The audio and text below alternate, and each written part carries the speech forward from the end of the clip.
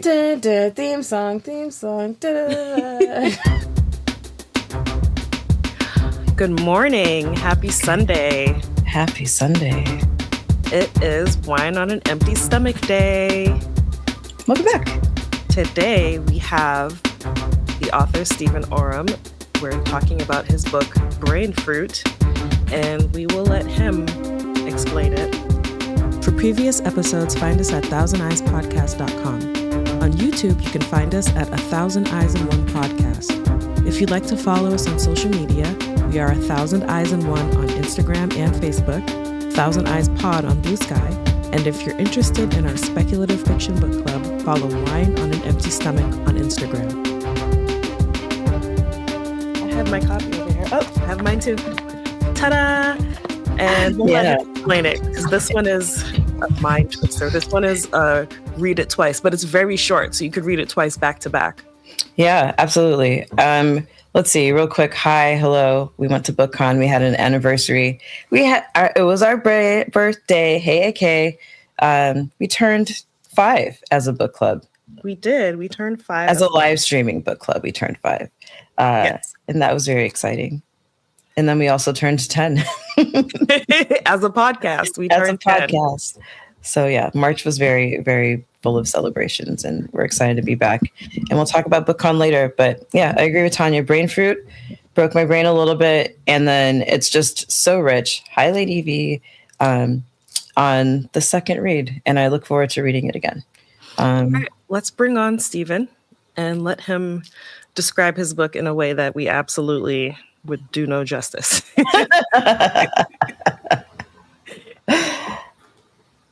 Hi. Hello. Nice to see you. Nice to see you too. Congratulations on your 5th birthday. That sounds Thank you good. so much. Thank you.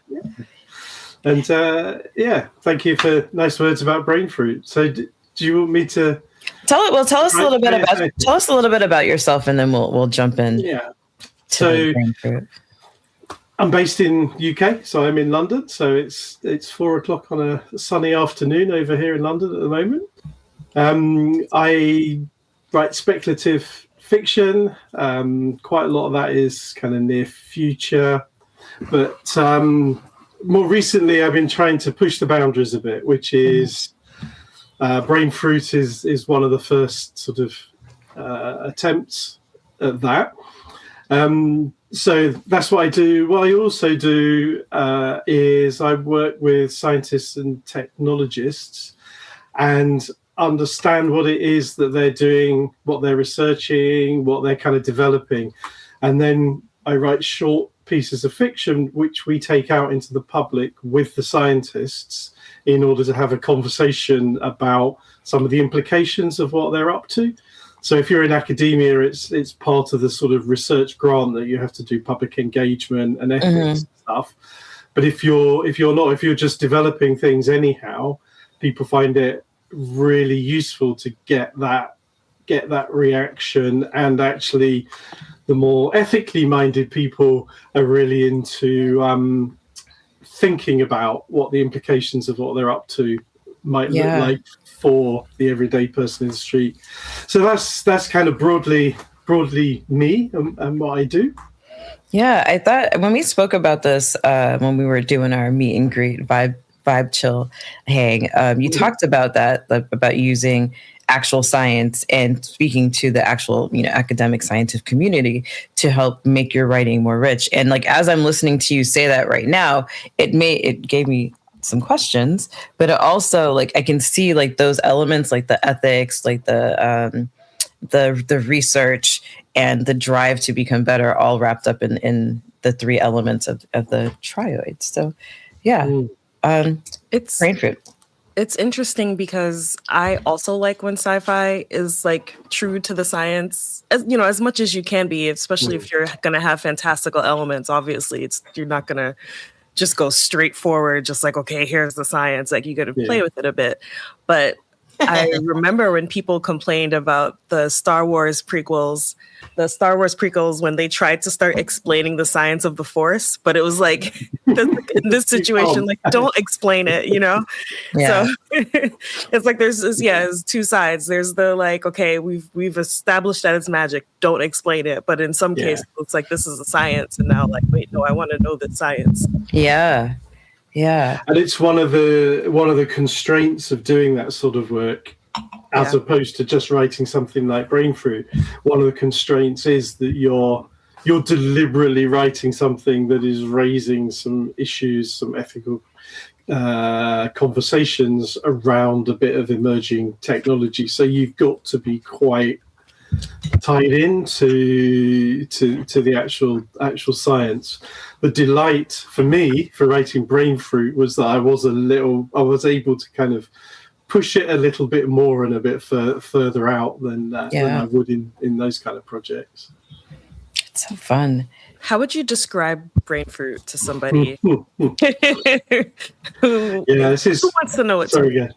Yeah, this is one of those questions, isn't it? When you write, it's not an unexpected question, but when you write something that's very, very short and is ambiguous in places, is sort of quite hard to describe it. But I would definitely say, I'd see if you agree, I would say it's a futuristic fable. I think there is a real fable kind of element to it, partly because of its length, but I think also, there are, for want of a better phrase, there are kind of moral messages in there that you may or may not agree with, but it has that element to it. And then I think the publisher, when he first read it, described it as a love story, which was really nice. Yeah, which I hadn't thought of until he said that. But because for me, it's about how things in this case, or can come together and create a whole, and the compromise that might be needed in that, and how trust is built, and how trust can be destroyed, and sometimes that trust is really tight. In other times, that trust is more about trust in the compromise or the place you've arrived at with somebody else or another country or whatever it is, where it's kind of good for both of you, but it's in the balance, but it's it's in the best interests of both parties to behave in a certain way.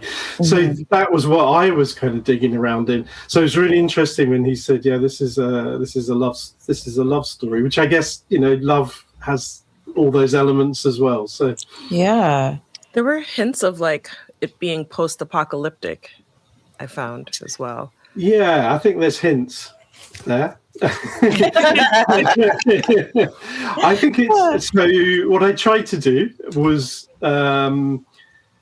hint a lot. So it was a really interesting process with the editors. It went through 2 different editors, and having those conversations with the editors around how much ambiguity you leave in there and how much you actually need to describe. Otherwise, you're just you're kind of doing a William Burroughs and just letting people float around in space, not sure what's going on. So I think there's I would say there's hints of either post-apocalyptic, extreme climate kind of things, possibly post-human. It doesn't make it clear whether it's on this planet or another planet. Oh, that's true too.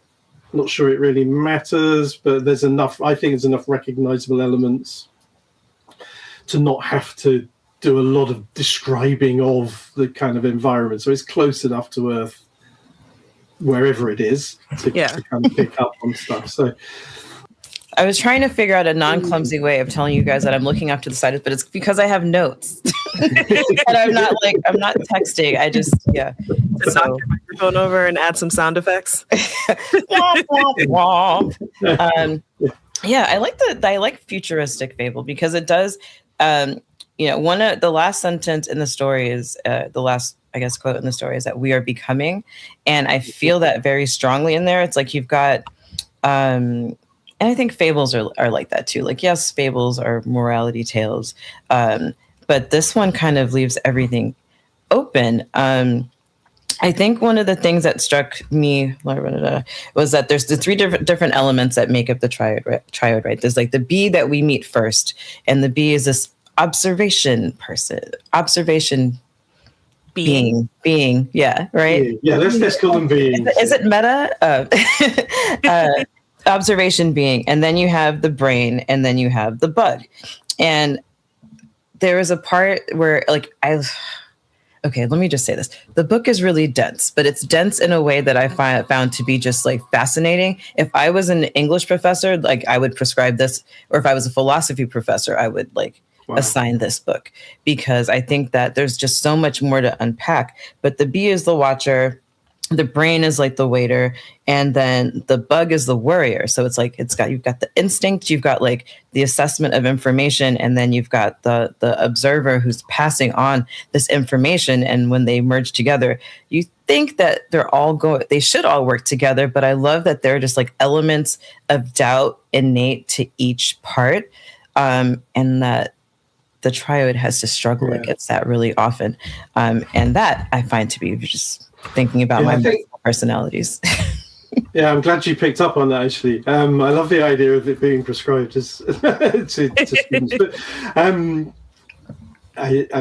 feeling quite flattered. But the notion of, and it comes back to what I was saying about how you develop trust. It's that kind of like, even though this goes round and round in cycles, hence the end of it, there's still kind of all three are new to this particular formation. Mm-hmm. And so there's some innate trust comes from the kind of the history, let's call it heritage, whatever you want to call it. There's a sort of an amount of trust you start with, which is unlike the thing that happens later on where they then have to compromise with something else. But even when you've got that trust, because you're sort of new, if you're a new generation and your parents kind of got on in a certain way, what I'm trying to say is you're part way there, but you're not fully there. You're still individuals that are trying to work out trust. So, yeah, it's great. It's great that you picked that up, and that final line. So I was doing a lot of stuff with Zoe Futurism, which we can come on to later if you want. And that is very much about becoming.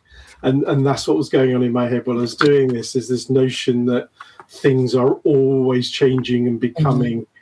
Mm-hmm. Even when you've kind of left the world, it's still becoming, and your influence on it carries on and all the rest of it. Yeah, the thing you say in there, life is iteration.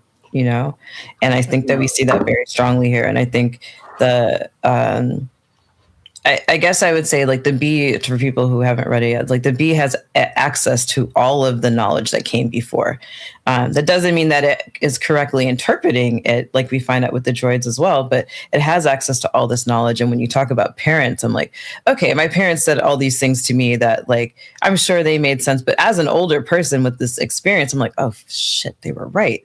You know, like, what do you mean it was dangerous for me to be outside at 3:00 in the morning by myself? I'm like, oh, wait, I lived in a safe neighborhood, but like, safe neighborhoods don't always protect you. And able to like integrate that information now, when I see my nephew, I'm like, you need to tell somebody before you walk outside, even if it's just on the steps, Yeah. Don't do what I did. Don't do what I did. That's a really tricky path to walk, I think. That kind of. I was lucky. I got away with all sorts of things you shouldn't even try to get away with. Always reminding friends. So I don't have any children, but reminding friends who have kids who I've known for years and years, kind of like, do you remember what you were up to at that age? And they're like, but I think that's why my generation, we watch our kids so closely, because we know what we were doing, and we're like, Yeah. When I don't have children either, but when my friends talk about them, like, or especially my sister, I'm like, you don't remember, but I remember you at this age, and you did all of that too. In a way, this is so like, okay, I'll start over. In a way, the brain adapting to everything made me think of the next generation adapting to a new culture. So like in my mind, I tied it to like being a first generation American, for example. So you're coming from a certain culture, but now you've entered a new culture, but you still have some of the old culture. And so it's like adapting to what is the culture that's been passed down, but also where are we right now, and trying to blend those things and understand them and have them work together. Yeah, that's interesting. Yeah, I hadn't thought of it like that, but yeah, I can see how that would be something that you would think. It was my second read because the brain was not acting the way the other brains were. Yeah. And, you know, it was asking questions and things that from the beginning. Yeah. And so that's what made me think of it. It's like this whole time, this very specific culture has been passed down through these brains and bees and bugs. And now it's slightly different. And then you add in the droids. And so now we're in a whole new world. So what is this next culture or iteration going to be? Yeah. And that particular brain, if I remember correctly, is set up right from early on as being a bit of an unusual one, a kind of a little bit of a breakout. This one's the one that can really push things for us. So, and it's fun. It's fun to see the bee because, like, and even the other bees respond like, "Oh, the bee's like, oh wait, I've had a few of these, but I think this one is special. There's something cute and like different about this one that we haven't seen before." And the other bees are like, "Okay, well, I guess we'll agree with you that this is different." But I just look at my Muppet hat keep popping out. I should just put it on. Over here we have letter S. But you get the sense that there's maybe pride arising from the bee. And I don't know that I detected that in any of the other bees that came later. So to me, that kind of felt new as I was new to the world too. I'm like, oh, this is all this new information that it's processing. And here's this brain resisting from the beginning. Just like, no, tell me why. Why am I here? Why was I born? Do I have a purpose? What is that purpose? I think this conversation really encourages me to leaving it ambiguous in places and really allowing readers to take their own self into it. It was such a good idea because there were moments in the editing process I kind of hinted at where there was quite a bit of push for like you really need to explain this more. I was like, no, I don't. Some things I do, some things I don't. So it was a very, from a writing point of view, it was a really interesting kind of tightrope to walk. Just like kind of, am I right, or maybe the editor's right? It's just fascinating. I think it's good to trust the reader and to let the reader chew on it. I think that when things are over explained, you kind of lose the magic. And everyone is reading from whatever their life experience is, and you're going to put yourself into what you're reading and place yourself inside it. You just kind of can't help doing that. The one bad review it's got. Well, I really liked the fact that it got this. So basically, it was somebody saying, "This is I'm paraphrasing a bit, but this is about people learning to get on. This is about compromise. This is about getting on with people. I will never get on with," and then names a particular type of person. And this is dangerous to push this, and therefore I don't think this should ever see the light of day. And I just thought, well, okay. So they're a droid. Well, it was like, you really got what I was doing. You hated what I was doing. Yeah. You really got what I was doing. So the fact it got a low star rating was kind of, that's by the by, but I was really pleased to have provoked that amount of reaction. I love that. Let's talk about like 1-star reviews, because not that you have a billion of them, but like in a business like that could be the thing that breaks somebody. But I love that you're saying, you know what, good. This is good because I wanted to create dialogue, discourse about this, and if this is how you feel, then good. Maybe you'll talk to somebody else about it. But I think that if that reader doesn't recognize that, one, that could be the point, and two, like when you're talking about it with somebody else that you maybe need to be a little bit open-minded, then they've lost the point of the book. Yeah. I actually don't pay attention to book reviews anymore because of social media and realizing that reading comprehension is like a lost art. Oh my goodness And gracious. so a lot of times I feel like I just can't trust the review if I don't know the person. Like, are you able to read past like a 6th grade level of reading comprehension? And is that why you hate this book? Because you have to think too much and it's not telling you everything? Or, of course, not everybody writing a review is like unable to comprehend, but social media made me stop.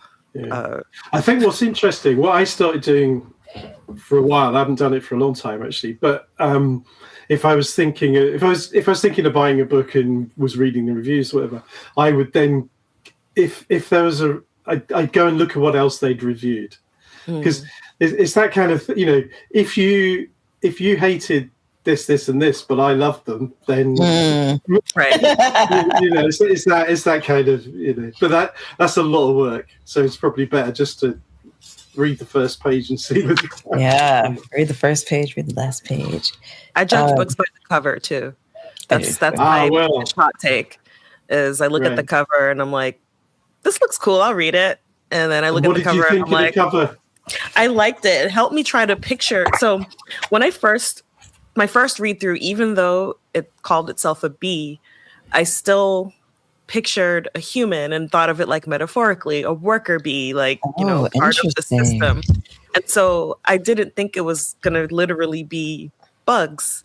And so I'm picturing a person in some type of like mechanical suit, like a space suit or something, working through like, picturing like Mars, person in a spacesuit on Mars trying to get to this tree.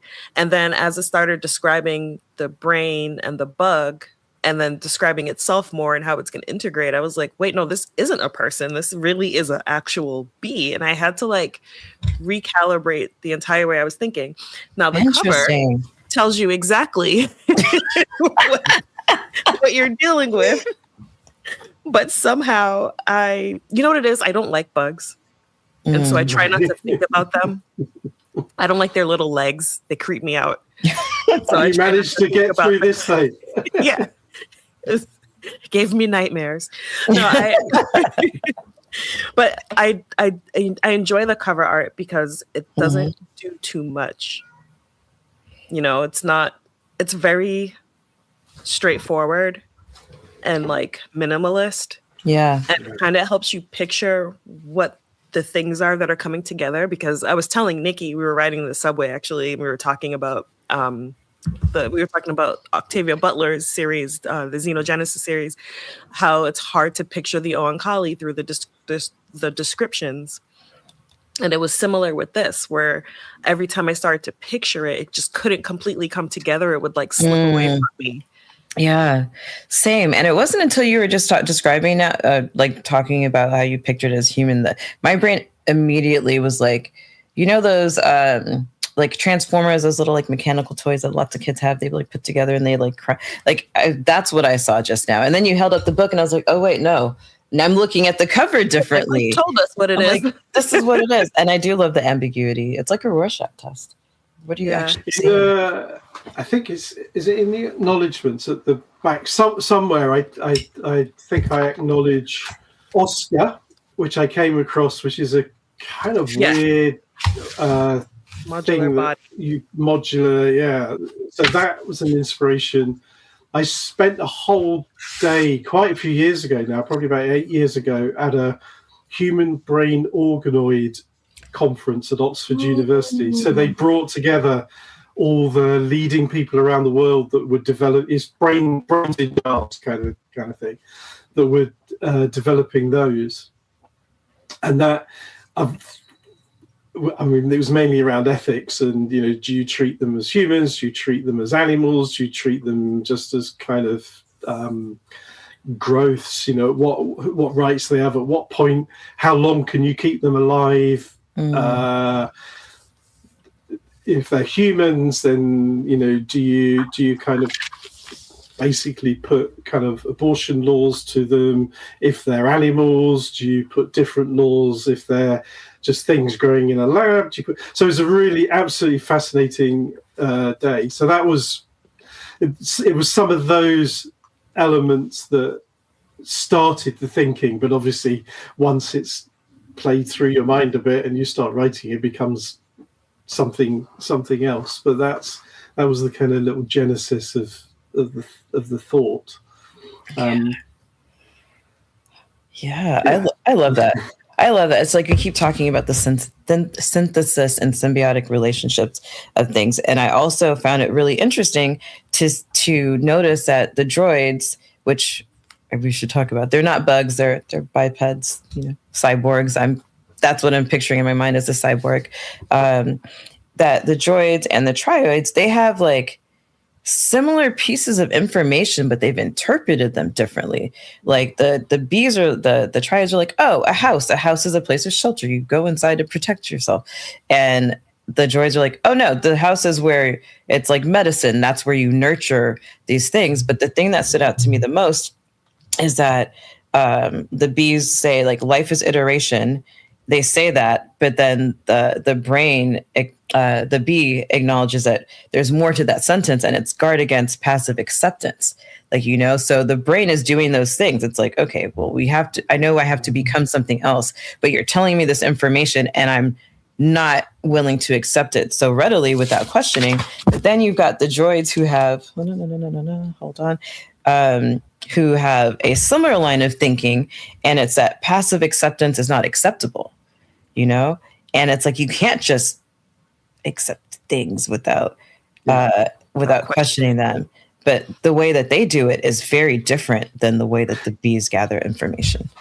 Yeah, and that, again, I'm so glad you picked up on that. So at the time, this is where a bit of the Zoe futurism stuff comes in, which is kind of heavily based around Taoism, which I don't know a huge amount about, so don't ask me too much.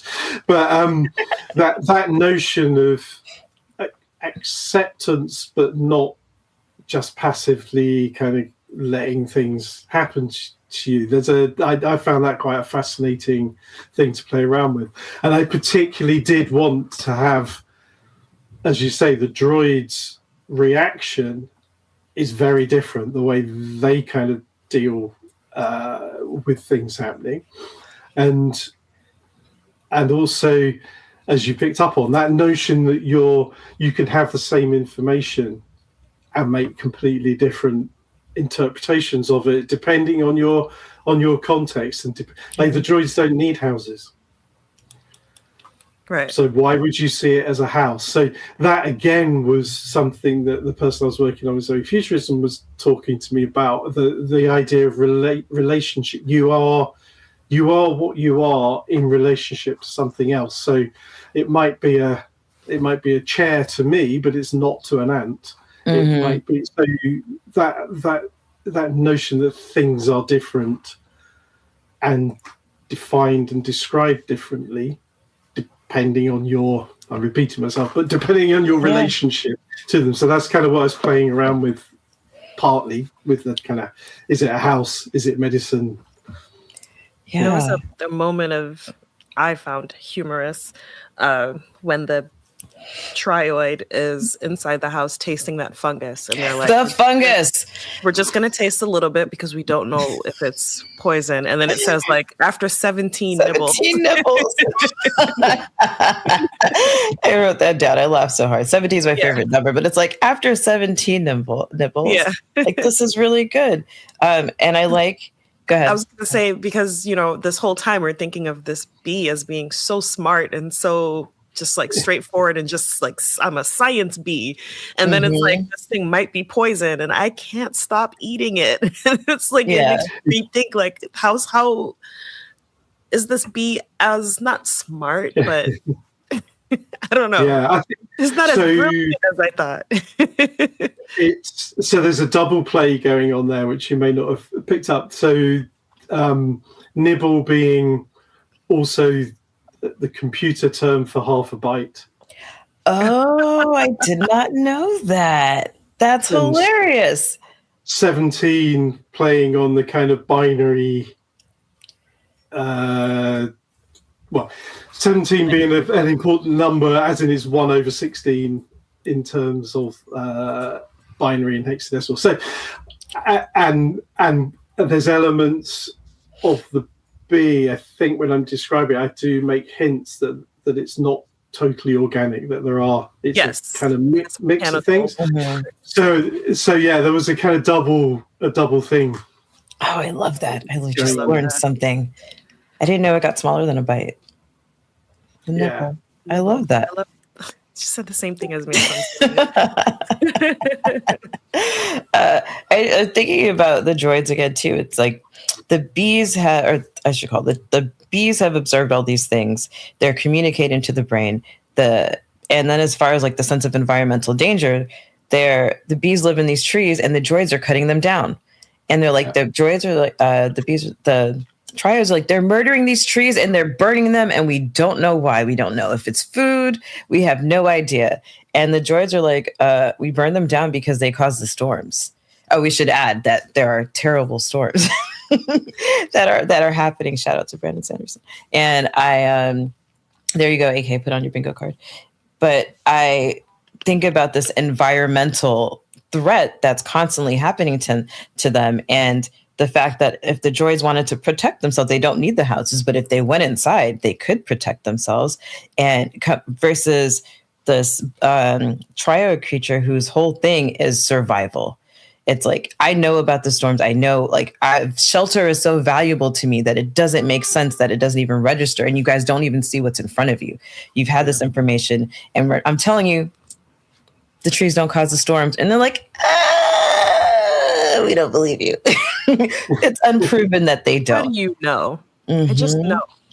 I just know. I did check in with somebody who used to work at the Met office over here, meteorological office, so the weather and people and all that. And there is a phenomenon which I reference in there that could cause those storms, and it could be trees that do it. Oh, so there is what I can't remember is quite how far I pushed it from fact, but there was definitely a kernel of that being possible under certain circumstances. Oh, that's fascinating. It was something about the perspiration of the trees on the leaves causing the storm, because my mind went a different way, and it was like, well, if deforestation can cause, like, it causes ground to get loose and stuff because it's not anchored anymore, and the winds kick it up and the stones blow. And oh man, I love that the droids may be right too. The droids may be right. They may be right. Spot, right? I think something else that I liked about the droids too is that the triads kind of challenge them to, like, well, why do you guys hold hands? Is it because can you see each other when you link? Is there a communal link that can you see? Like, no, we just know that we're there. And so then I feel like this element of faith is introduced that the triad kind of has, but doesn't know, right? And the droids are operating almost blindly on. Yeah, I'd forgotten about that bit. Yeah, I guess what I was playing around with there, which I think is what you're picking up on, is we all kind of need some form of touch or some form of connection. Mm-hmm. And I know, to me, the droids seem incredibly lonely, but they kind of, as you say, hold hands and form circles and all that stuff. I pictured a bunch of Terminators. Describe the droid, like when you describe the outside part being ripped off and revealing the artificial bone underneath. Mm-hmm. And I just thought of, like, Terminator part gets blown off and you see, like, the metal underneath. So I think that's fair enough. Terminators linking arms around the village. I love it. Love it. Do you want to explain Zoefuturism?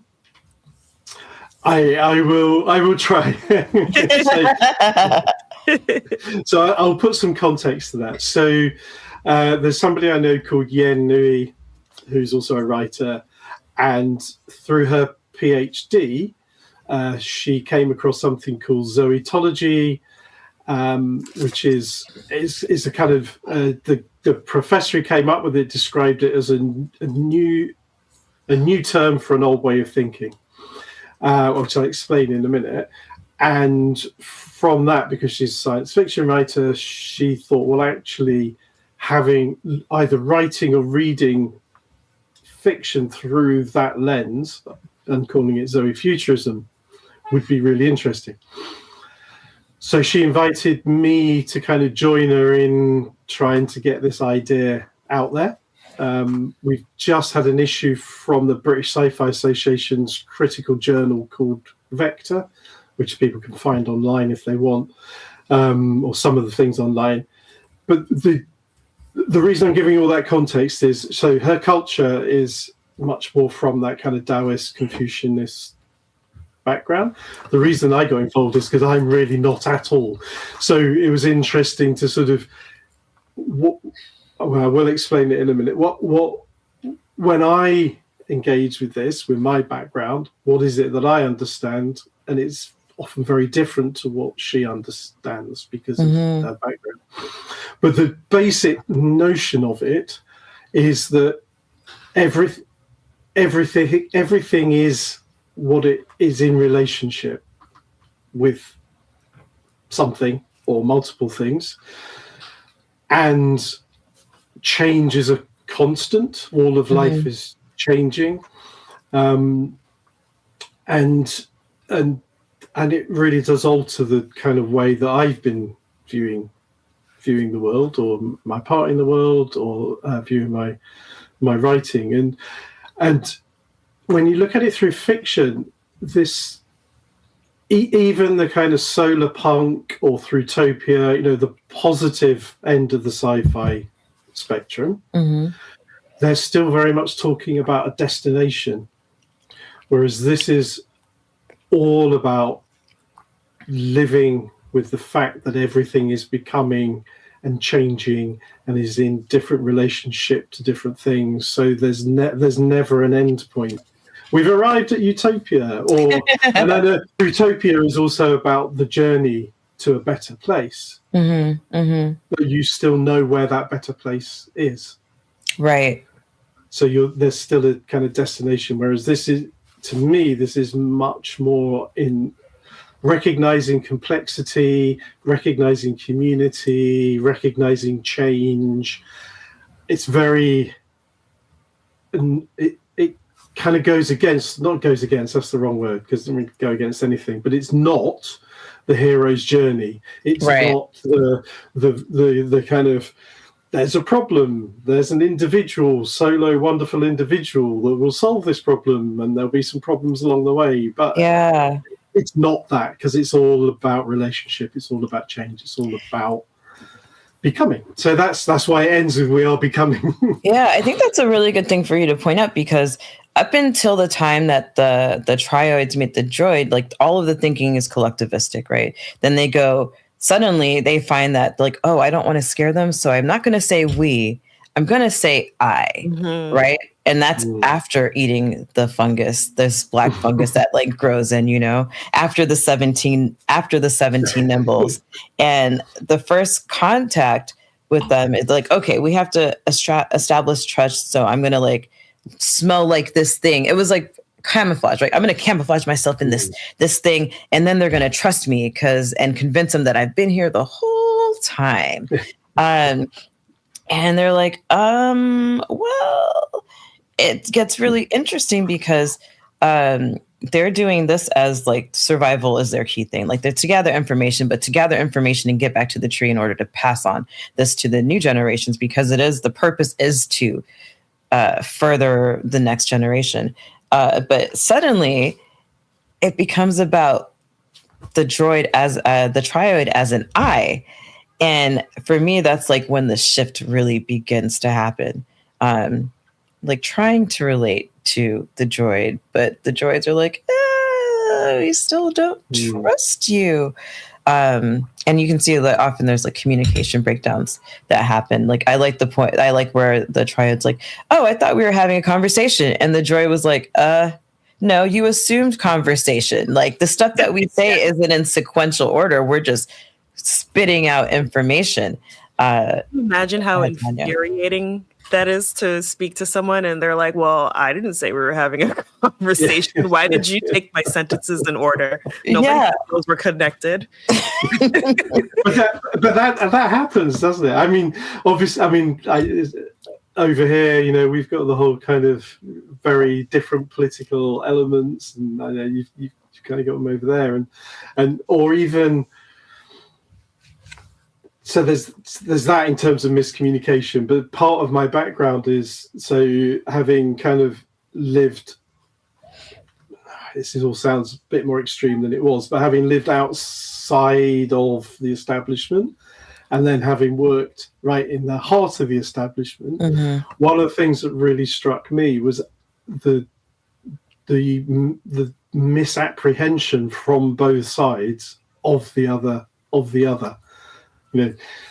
Those kind of living outside the establishment have a particular view of the establishment and read every action from that point of view, and vice versa. And it's not that. We're all kind of messy human beings trying to work stuff out. So there's a little bit of that I was trying to bring through as well. That I think you've mentioned other bits before as well. The kind of where the communication has to kind of develop, and they have to kind of work out not only who they are, but what they are and what they're saying and what they're meaning and all that kind of along those lines. Oh, and I think it just occurred to me that like by eating the fungus, that trioid becomes completely different from the droids and also from the rest of its bee community, because that's the communication breakdown that happens too. Like basically the trioids trying to convince the droids to like, let us live in your houses. We're going to help you predict the storms. We know when they're coming. You guys can protect us. And the droids are like, maybe. Okay, fine. But then out of this. Right? Like, okay, I feel like you guys can tell the storm, like, what sorcery is this? But then this trioid tries to relate that information back to like the bees, because the bees are the observers and they completely misinterpret because they don't have the three parts working together to communicate with them. And so they come to check it out and the droids are like, invasion. I just picture everybody misinterpreting actions and intent and it's because if you're saying that we have to develop a language for these two things to speak to each other, then it's like with that language base, you also have to figure out a way to relate to your original culture, Tanya. So like the first generation thing, like how do you tell them that it's okay here that we do this, even though back there that was not okay at all, Right. Yeah. And then, of course, now we have this faceless droid who wants to create a quoid. And so now this is an entirely different and unusual for them thing that, will they do it? I don't know. Will it work? I don't know. But now you've created a whole new being that hasn't been seen by the droids or by the trioids. And it's like, well, what happens now? What are we becoming? I think then it becomes about consent too, because they've got all these pieces. It's like, oh, we've got these pieces because the trioid is seeing the mechanical parts of other trioids who have been broken apart, and they're like, oh, well, I don't know what they use them for. And it turns out that the droids are using them to build a new version of themselves. And they don't even ask. They're just like, oh, here, I'm going to make you a part of me. It's like, no. And just the way that they do it because of the lack of information they have, or maybe the lack of accurate information they have about the environment that surrounds them. Ultimately, everything that the droids do, it's like a aggressively destructive mode in order to get to this end. How very human. How very human. Yeah, and I think that kind of consent, do you have to fully integrate? Is compromise compromise is the wrong word. Is that can't find the right word for it, but is finding the place where you can be who you are and live with others, and they can be who they are, or is the only solution to kind of fully become the same or all kind of integrated in. So I don't think it particularly answered, well, maybe it answered that question, but that was definitely that was something that was going through my mind at the time. That reminds me of like the concept of the United States as a melting pot for so long. And then at some point they're like, oh no, it's actually more like a salad. You know, it's like you have all these separate parts that come together and maybe work harmoniously depending on who made the dressing. And, you know, otherwise you don't like, what happens when you melt together? You lose your own identity. Whereas now, like, no, I want to keep the part of me that makes me special. But how do I do that without fucking up everything else? Yeah.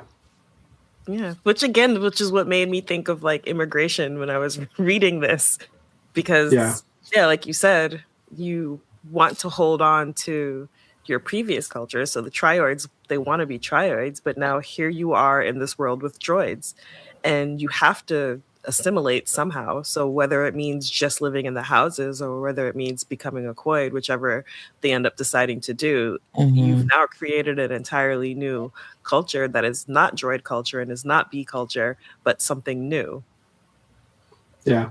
And I think immigration was definitely a big thing in my mind. It's obviously from here, we have a kind of different history around immigration to yourselves. So I probably see it through. We don't often think of the. I don't know. Anyhow, we think about it differently. Well, I think of immigration a lot because my parents are immigrants, and so I grew up in Massachusetts. I don't know if you're familiar with Massachusetts, but I also grew up in one of the most Irish towns in the country. And so I'm not Irish, but here I am growing up around Irish Americans, which is its own culture outside of being Irish. But I'm in this Irish American town, but I'm coming from a Jamaican family. And so now I'm in Massachusetts, which is this like own alien planet in this country. Truly. Special place. And, I never had either accent. And, culturally, there were things I would do that were very Jamaican, but then there are things culturally that I do or that are very like Boston Irish American, because that is a very specific culture. It really is. So it's like it's become this combination of where I grew up and also who raised me, and you have to combine those things, and it's created, me, a whole new person that is experiencing the past and whatever the future might be. And now I'm in New York City, raising children in New York City, and so they're coming from New England parents and then Jamaican grandparents and being in New York City, and it's creating a whole new type of culture for them. So that's why reading it and seeing like this brain is new and it's different, and now we've combined, and now with the droids and like all of it just kept bringing me back to just thinking of assimilation. What that actually means, because it doesn't mean the bees, if they combine with the droids, it doesn't mean they completely erase how they operate as bees. Like, no, right. They have to continue the way they operate, but they also have to adjust. Yeah, and I think add on top of that the bees are very aware of their impending extinction if these things don't go right. Yeah. Right. That's very scary. I think what's interesting about the bees is that they're, or like this bee that becomes part of the trioid is very aware that I lost my train of thought. It'll come back. I'll help you find it. Since when do you have that? Oh my God. I just so pleased. It next to me just now. Not your kids planting props. Actually, you bought this. Oh yeah. Okay. Yeah, it was part of that kit. But the bees are like you see them communicating, and it's like, oh wait, you know what? This information actually doesn't apply to there. I've made notes. Actually, toss that out the window. Doesn't apply here. So you see that happen, and they are adaptable, but ultimately they have the same goal. The bees want to survive, and they're like, here are these big creatures that can protect us, and the droids want to survive. But like, we don't know if this is going to work, but the triads and the droids, but like, we're going to throw this all together and see what happens.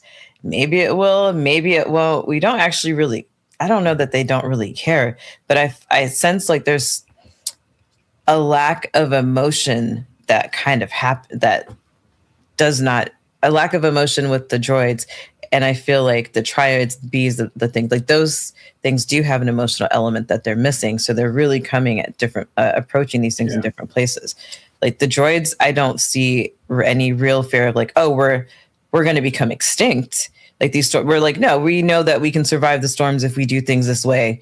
This is how it's always worked. And you guys, we see you, and these parts are useful for some reason or another. Their worldview is very different because they don't venture out as much. And when they do, they're ultimately destructive.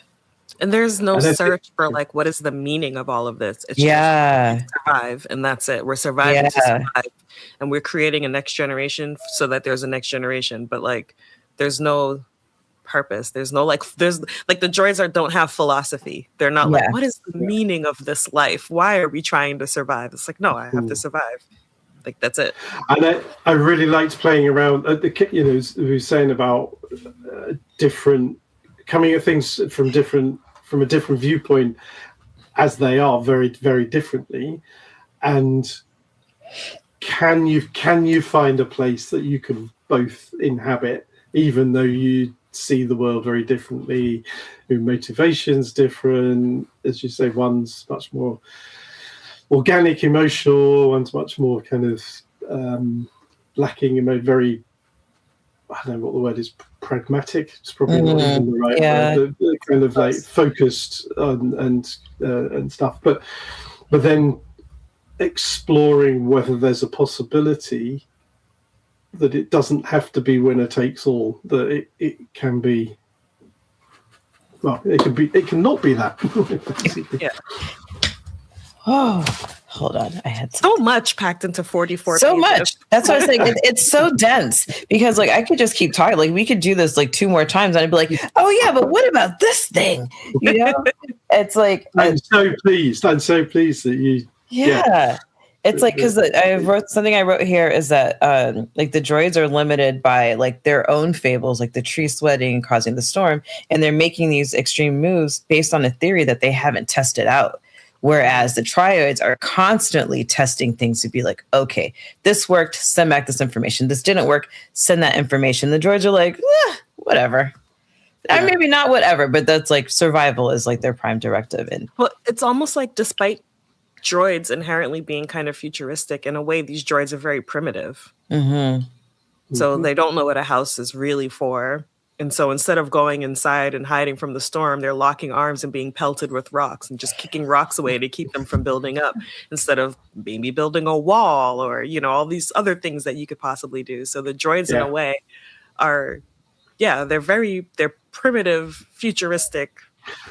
They're not evolving, I think. They're not evolving, yeah. Whereas and it'd be interesting to hear your thoughts on this. I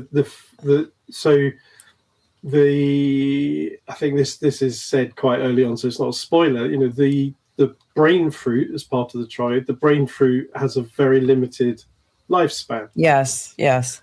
So the triad has a limited lifespan as a triad, and does that alter how you behave? Does that give a different drive to like the thing that you're not there to do? But I suppose what am I trying to say? I've done some work with people who are kind of working on the anti-aging, live forever kind of stuff. And we did it with big deal. did it with also with a professor who works in geriatric kind of medicine. So it's also about the end of life, but her view would be you try to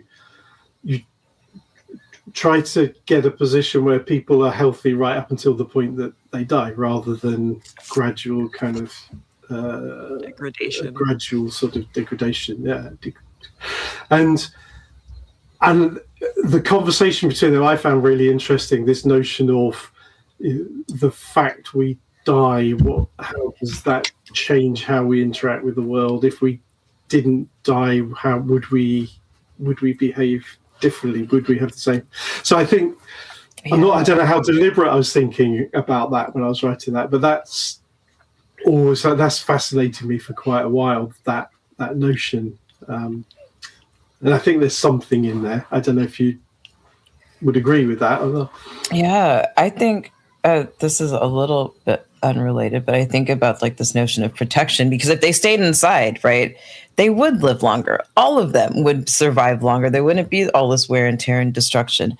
And I think that the trioid I don't know if the trioid realizes, well, maybe it does, that this fungus that it's eating is like definitely diminishing its lifespan, and it's become addicted to it, and it needs it. Like, okay, no, I need this to function. Let me run back in the house. But one of the times that it does that, it is unable to detect the storm coming as quickly as it would had it been outside.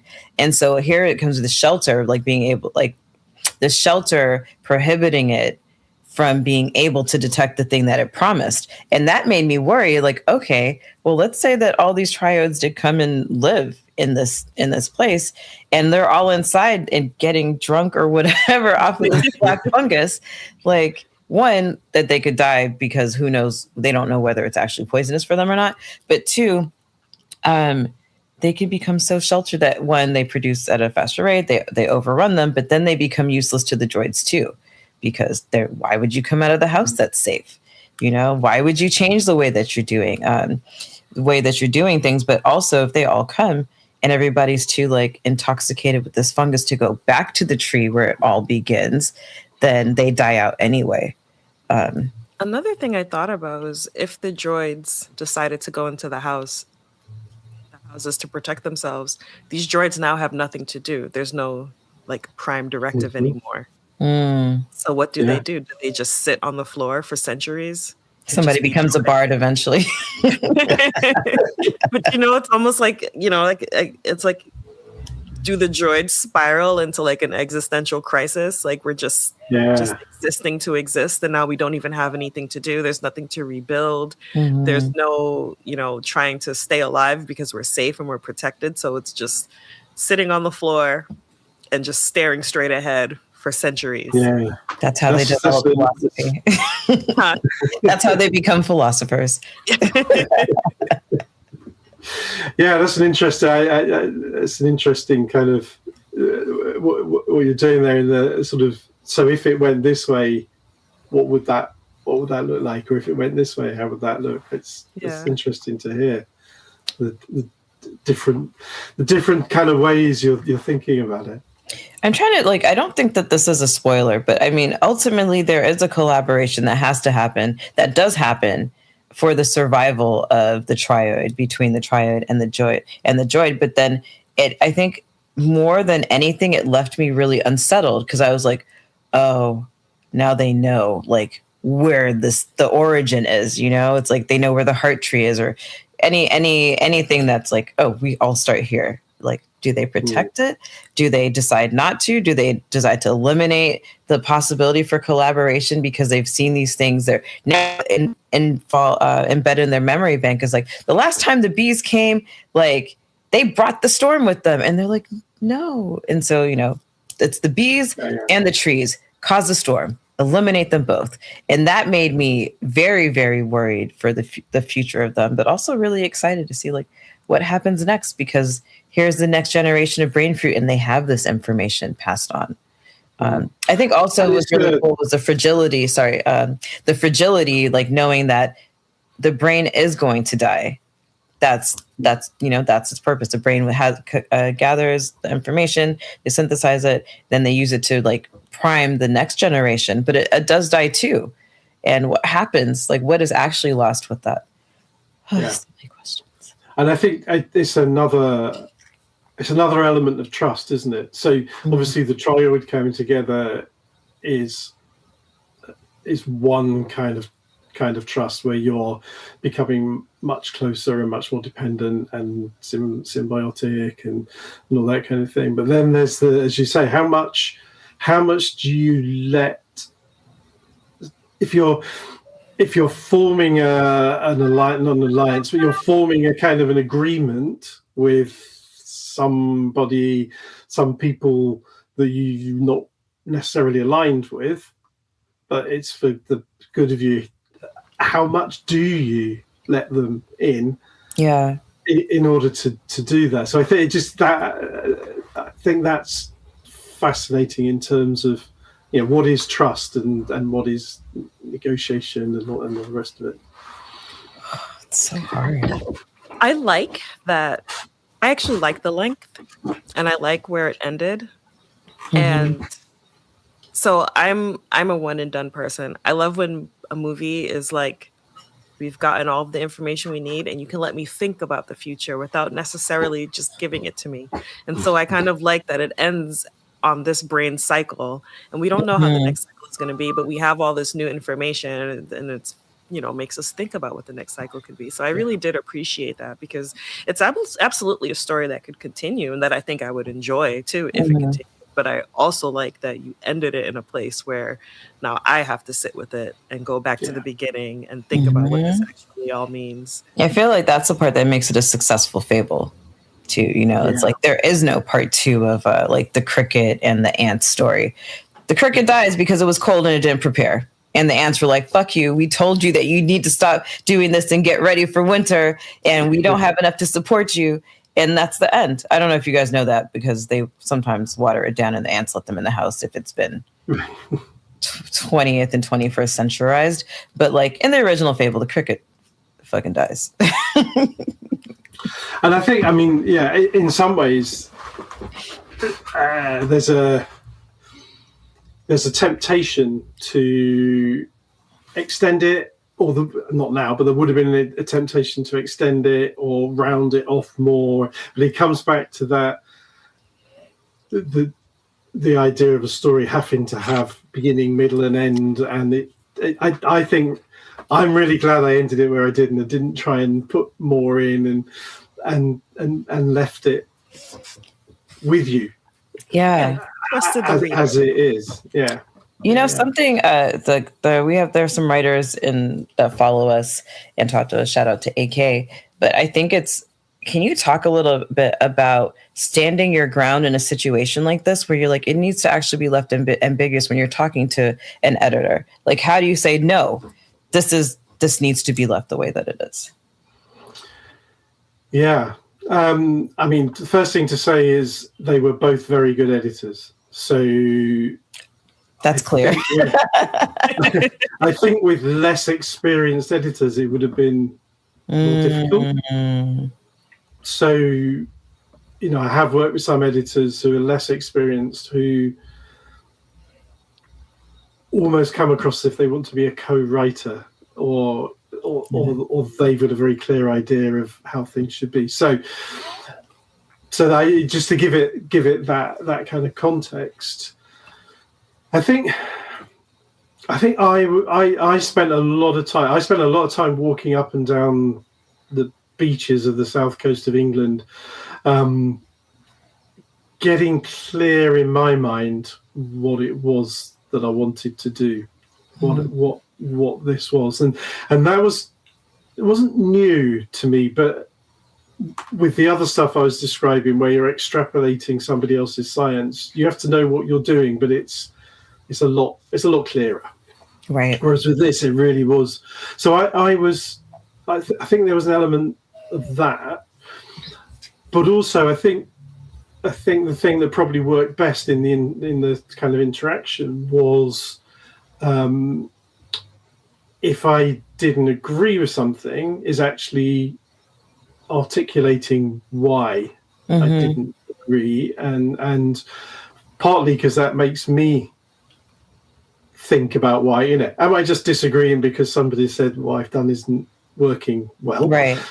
Or is there a reason? And looking and finding that reason and being able to articulate that. And I think that's probably, I think that's what did it. Yeah, it sounds like a balance between being precious about something and letting in the feedback. Do the editor, I mean, I don't want to throw anybody under the bus, but I'm just curious, do the editors that you've worked with, or maybe on some of your other works, like, do they have like a scientific background? Like, how knowledgeable are they about or even like at a basic level of the topics that you're talking about? So it varies. So I think in this one, one editor was quite techie and quite clued in to things and made some really good points where I just slightly missed the mark on some of the tech stuff. Mm-hmm. I don't think the other one was, but the other one was much more able to bring a literary kind of view to it. So I think the two worked really well. In terms of, I think most of the editors I've worked with are knowledgeable about sci-fi, are knowledgeable up to a point about the science. But in the applied science fiction stuff I was talking about, there's always a round of the scientists talking about the plausibility of the science in the story. So that's how we root it on those. And in that so is it plausible? Like, have you broken the laws of physics? Right. Because plausible and possible and probable are actually kind of different things. Nuance. So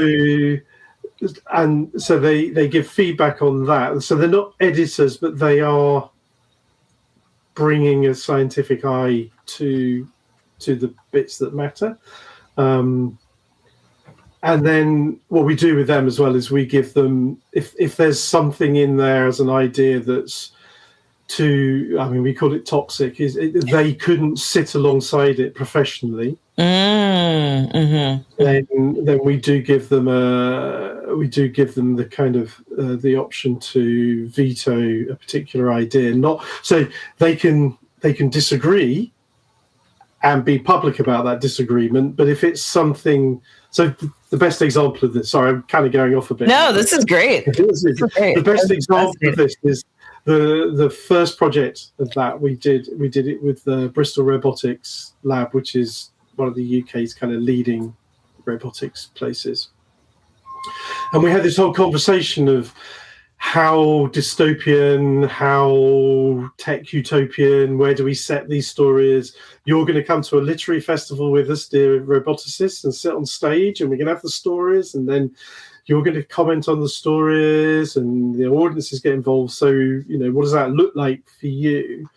And after a bit of conversation, we arrived at they were comfortable with Black Mirror. I don't know if you're familiar with Black Mirror, and this is a long time ago, so early Black Mirror. But basically, they were comfortable with something that was dark but asked questions, but they wouldn't sit on stage with Terminator. So a robot apocalypse, they wouldn't.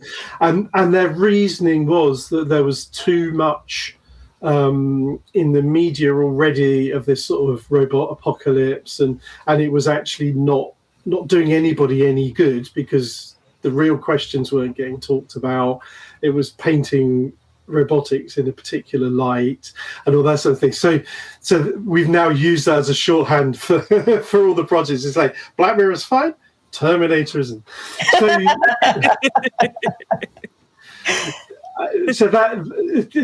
I suppose what I'm saying there, in answer to your original question, is there's editors and then there's readers and contributors. I try to get beta readers who don't particularly read science fiction because I'm hoping that this is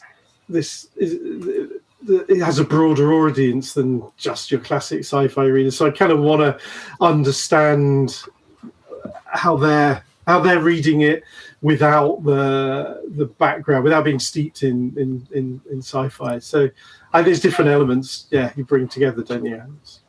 Yeah.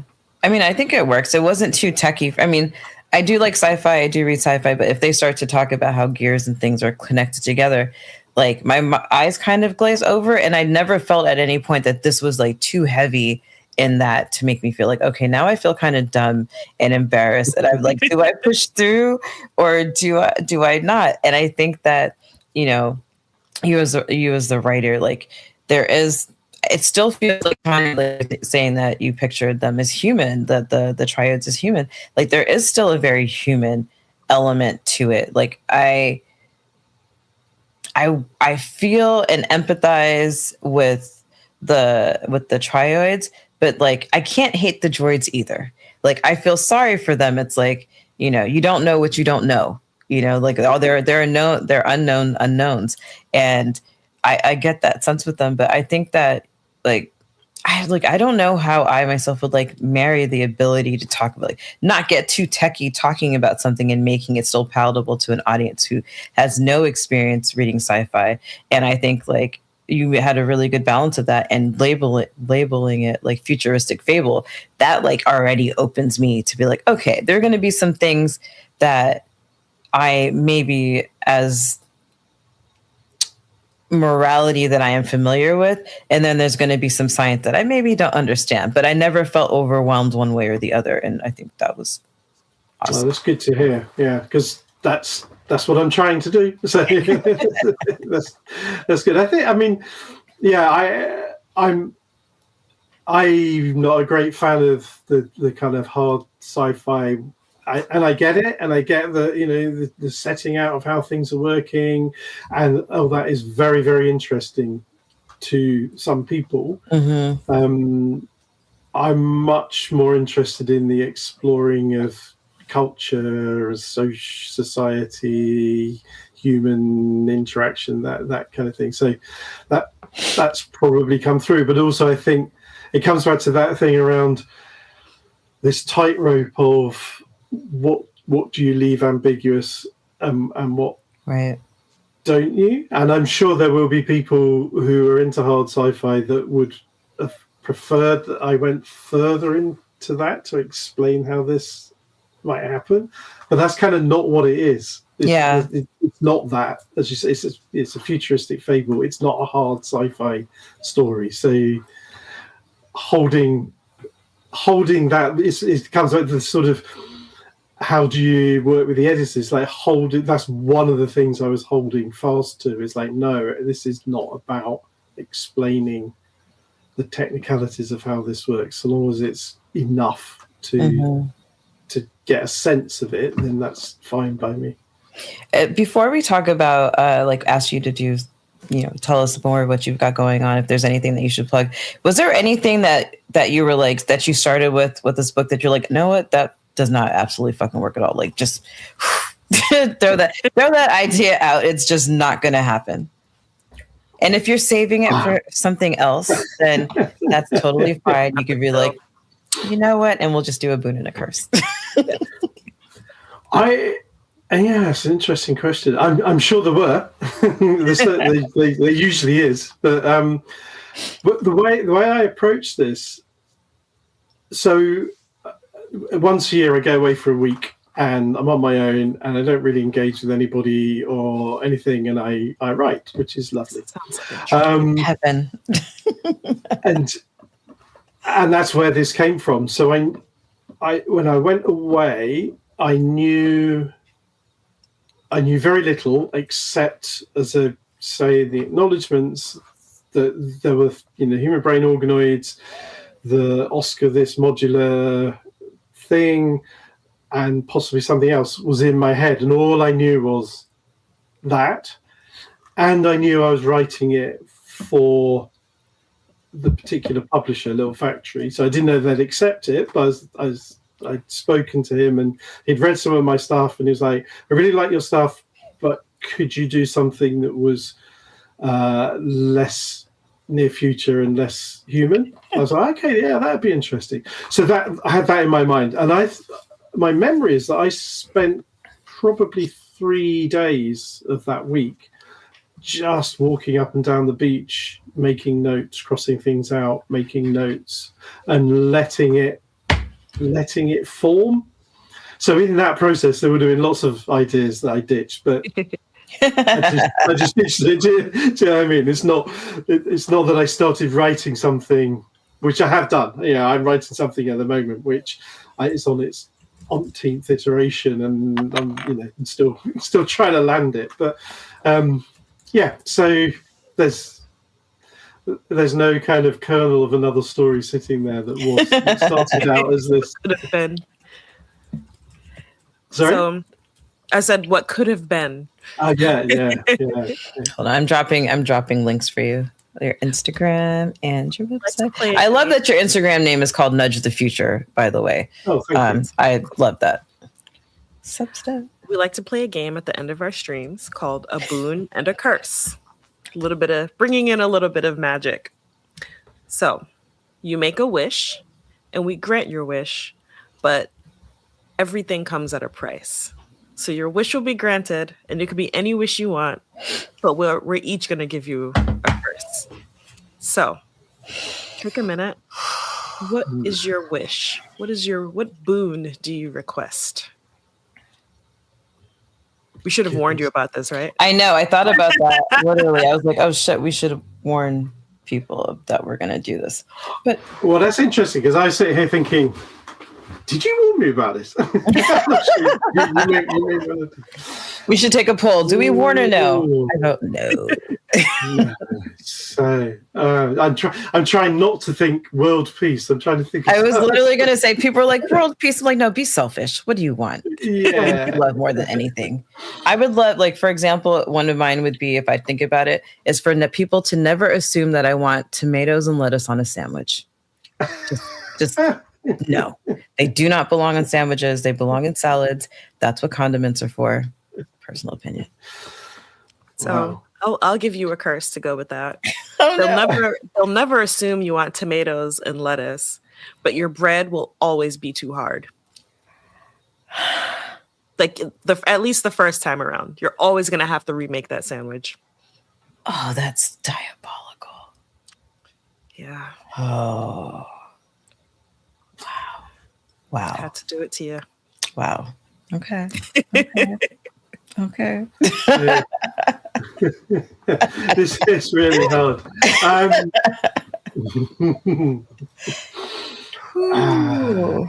Okay, this is going to sound a bit pretentious, but it's the best one. Go for it. So I've spent the last year just trying to mix more with artists and understand being an artist rather than being a writer who does a genre, does a number of words, has a particular structure. So I would really, really like that to blossom and bloom, and for my writing to take that direction. Okay. So wait, so then let's make sure that we properly understand your boon. To be able to, is it to move fluently with artists or to like cultivate those relationships? No, for my writing to become more freer. Oh. Okay. And less hooked up on how many words does it need to be? What's the beginning? What's the end? What's the motivation of the main character? That so to move into a freer space where I am able to allow the thing to land on the page. Okay. Oh, okay. Okay. Let me think. Your wish is granted, of course. Excellent. That's good. However, that's enough. No one has ever stopped us there. Double boon. For some reason that you cannot identify, it'll only work in German translation. Ooh, I like that.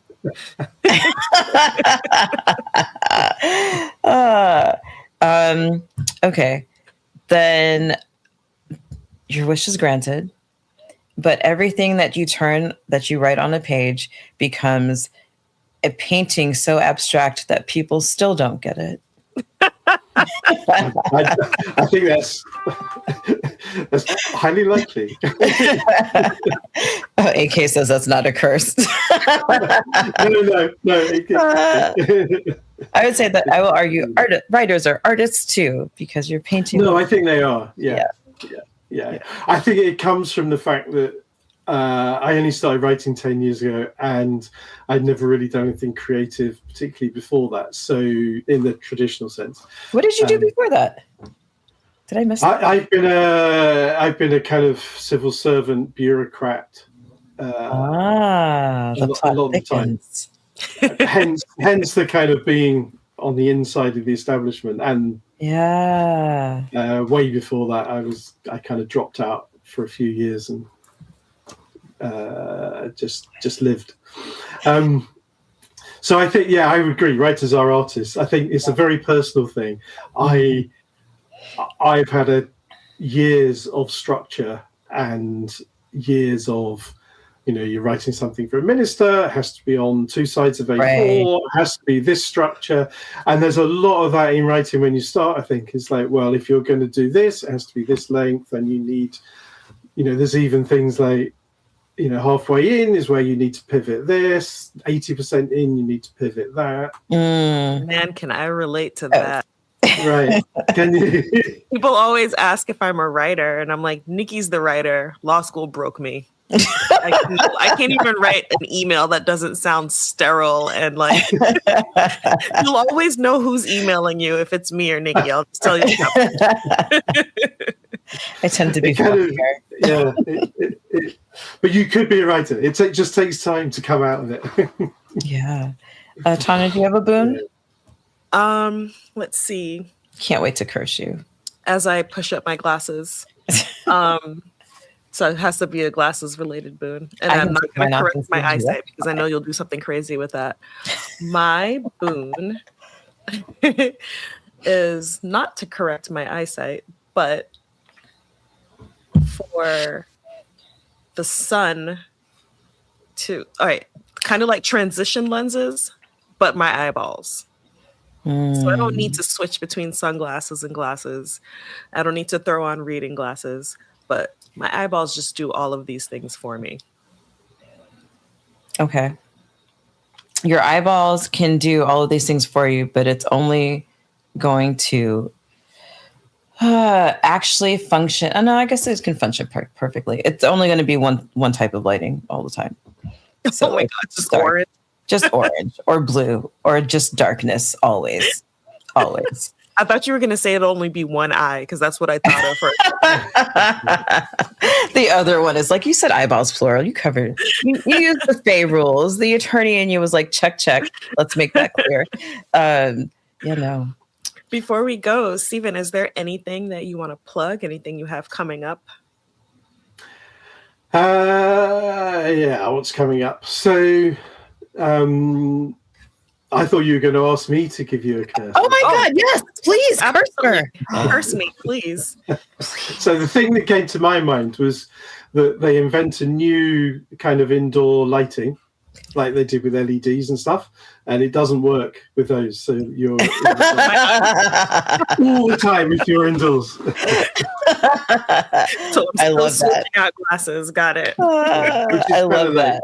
Not that dissimilar to yours, Nikki, but I love that. I love that. You didn't put the clause in for technologies past and future. I did not. You're right. Past, present, and future. That's in all my contracts. Right. So what's coming up? So a couple of days. Well, this is kind of recent, but a couple of days ago, coming back to your German translation thing, the most experimental story I've ever written was just published in an online magazine called Sign and Verden, which is in English. It's in English, but and they're into kind of surreal stuff. So this was a story.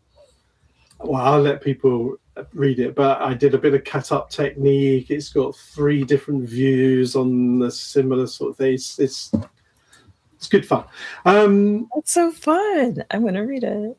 So there's that, and there's a few other things that have just come out that I'm really proud of. And I've literally yesterday just put something up on my Substack with about 5 or 6 things that have just recently come out. If anyone's interested in those, I think I've dropped your Substack. And then in terms of anything imminent, I'm writing something. So, and then I've written another thing about the same length as Brain Fruit, another futuristic fable. I don't know yet where or when that will come out, but that I'm excited about it. I really enjoyed writing it. Its title keeps changing as well, so I won't tell you its title. But it is sitting somewhere at the moment. I think I should hear back by the end of this month. So fingers crossed on that. So I guess mainly, like, if people are interested in what's going on, I tend to do that through Substack or social media. So that would be the place to kind of sign up to. I have a monthly podcast with a fellow New Yorker called Robin Ryback, where we spend 10 minutes on one kind of thought and just try to bring a slightly different angle to it. And that goes out on Substack as well. So What's it called? That's a very good question. It's called Our Data, Our Future. But it comes out, we didn't set up a specific Substack, so we both publish it on our Substacks. Got it. Once a month. The last one we did was called The 3 Eyes of Data. So we talked about the difference between data that's about identification, data that's about individuality, and data that's about intimacy, and how we often don't separate out. You can see my passport, that's identification. My health stuff is really about individuality. The transcript of the phone call I had with my best friend last week, that's intimacy. And we kind of need to be thinking of data slightly more nuanced possibly than we are. I like that. How often do you guys meet? Or how often do you guys meet? Once a month. Once a month. Okay. Yeah. I'm subscribing to your channel right now. Oh, thank you. Yeah, that's a thing that I think about, because I have lots of ailments, so I have lots of doctor's appointments. And the first time I walked into a doctor's office, and they were like, scan your hand for Amazon Health, and I was like, oh no. What do you? No, Amazon knows enough about me. Thank you very much. And I didn't even know that was a thing. Oh, dude, yeah. No, I didn't know. Put your hand on the thing. It's like Amazon Health. They have a little placard next to it that talks about how to set it up. And I was just like, yeah, no. What is Amazon Health? I don't know that I can say much more about it because of the journalistic integrity that comes with my job. But I will just say from my personal experience, I was afraid because I don't know if we were. We'll chat offline. Yeah. Well, with that, we are going to go offline, but don't go anywhere, Stephen. Don't hang up. Wait, are we plugging anything? Are we plugging anything? No. We have Mother's Day coming up. Yes, Mother's Day is coming up. We do need to stream Mrs. March because we thought we did, but it was actually... We hallucinated. It was a joint hallucination where we both thought we did a stream and could not figure out why it wouldn't play. It turns out we never recorded it. So where that memory came from, I have no idea. And we both remember it so clearly. Yeah. Both of us. So, and we've never really talked about this book other than me saying, oh my God, you have to read it. It is so unhinged. Oh, this woman is crazy. So I think we picked May 17th for Mrs. March, I believe, the week after Mother's Day. Maybe. But we're also doing a 30 Tuesday, and we're doing The Good Son with Elijah Wood and Macaulay Culkin. Yes. Mothers who have to kill their kids. Perfect for Mother's Day. Love it. Yeah. That is about all. We'll have to come back another time to talk about BookCon and how that all went. That'll be a separate evening. And yeah, I think that's about it. I think that's all we have coming up. Yeah. So thank you for watching us, and Thanks you, for Stephen, watching. for coming. And thank you. Thank you. Yeah, we're gonna smile awkwardly until the live button goes off. I was just gonna say, who knew you could get this much out of like 40 pages, right? Yeah. And I could still go because I didn't even talk about all of my notes. It was just like I said, I love a reread that just keeps getting deeper and just yeah. As far let me just say this as the last thing. Like I know that you were talking about balancing like the technical, the science stuff with like literary writing, and I think that you did it because like every sentence, there were a couple sentences I was like, oh my god, in these 6 or 7 words, there's so much to unpack. So yeah, cheers. I think you did. Thank you so much. Yeah, and thank you for being very brilliant hosts. It's made it really easy and lovely. Well, come back with the next book. Yes, and now we get to smile awkwardly and wait for the stream to end. Bye.